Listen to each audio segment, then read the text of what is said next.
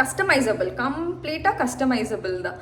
அதுக்கு நீங்கள் என்ன பண்ணணும்னா உங்களோட பேபி வெயிட், கரண்ட் வெயிட், இப்போ இருக்கிற வெயிட்டு, அதுக்கப்புறமா ஜெண்டர், ஃபீமேலா மேலா, அதுக்கப்புறமா பர்த் வெயிட், இது வந்து ரொம்ப இம்பார்ட்டண்ட், பர்த் வெயிட், அதுக்கப்புறமா ஏஜ் 6 months ஆகட்டும், 7 months, 8 months, இல்லை 1 year, அந்த மாதிரி. ப்ராடக்ட்ஸ் எப்படியெல்லாம் இந்த ஸ்ப்ரவுட்டட் ராகி போகுதுன்ட்டு நான் எக்ஸ்பிளைன் பண்ணுறேன். உங்களுக்கு வந்து 6 months பேபின்னு வச்சுக்கோங்க. 6 months பேபிக்கு வந்து அந்த வெறும் ராகி ஸ்ப்ரவுட், நல்லா ஸ்ப்ரவுட் பண்ண ராகியை வந்து நம்ம கொடுப்போம். அது வந்து பால் எடுத்து இந்த மாதிரி நிறைய ப்ரொசீஜர் இருக்குது. ஸோ அது வந்து ஃபஸ்ட் வீக்கு, 6 months ஃபஸ்ட் வீக்கில் அந்த மாதிரி ஒரு ப்ராடக்ட்டு.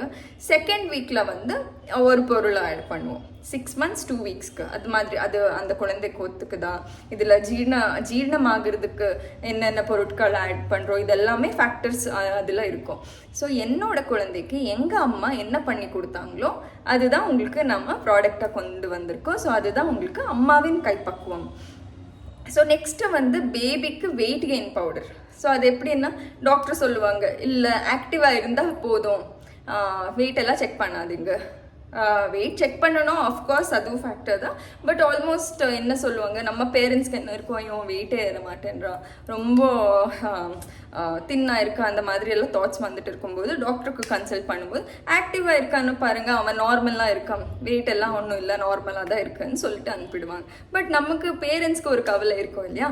ஸோ அது நீக்கிறதுக்காக பேபிஸ் வெயிட் கெயின் பவுடர் நான் என் குழந்தைக்கு டெய்லியுமே அது 1 time நான் கம்பல்சரி கொடுப்பேன். ஸோ அது வந்து 5 yearsக்கு வரைக்கும் அந்த ப்ராடக்டை நீங்கள் கொடுக்கலாம். அது வந்து 1 yearக்கு அப்புறம் தான் கொடுக்கணும்.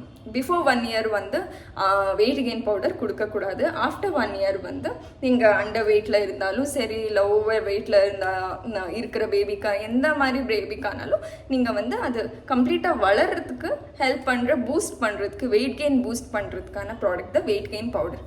அதுக்கப்புறமா பாத் பவுடர் வந்து மேல் அண்ட் ஃபீமேல் 2 பேருக்குமே தனித்தனியாக. இது பாய் பேபிஸ்க்கு வந்து நம்ம வந்து மஞ்சள் இதெல்லாம் சேர்க்க மாட்டோம். பட் கேர்ள் பேபிக்கு